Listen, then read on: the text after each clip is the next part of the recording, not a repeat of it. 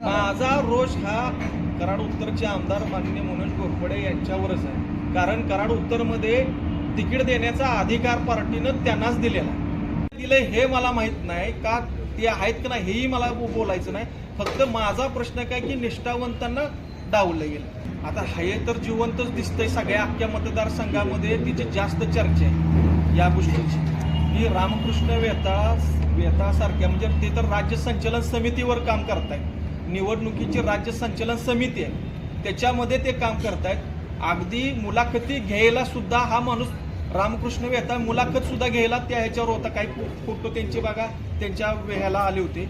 त्यांनी सुद्धा काही उमेदवारांची मुलाखत घेतलेली आहे आणि त्यांच्याच घरातली उमेदवारी कापली गेली. माझ्या बाबतीमध्ये मी स्वतः अगदी प्रदेश कार्यालयापासून ते शेवटच्या घटकापर्यंत त्या सिस्टम मधल्या मी सगळ्यांना मेसेज करत राहिलेलो.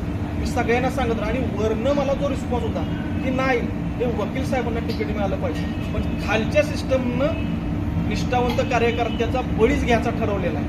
म्हणजे ह्या सगळं म्हणजे अगदी गणेश पाटील काल एक आमचा तो तांबे सुकणे गणातला तो रडत होता त्याचं बघा.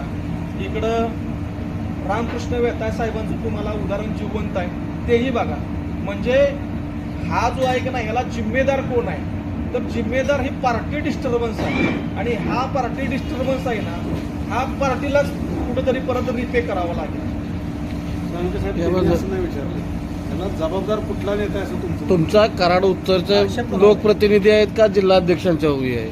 नाही मी माझ्या बाबतीमध्ये मी जिल्हाध्यक्ष साहेबांकडे स्वतः गेलेलो होतो आणि जिल्हाध्यक्ष साहेबांनी माझं काम बघून हे त्यांनाही माहित होतं. त्यांनी मला स्पष्ट म्हणले तुझं काम फार मोठं आहे आणि तू निवडून येण्याच्या निकषामधला आहेस.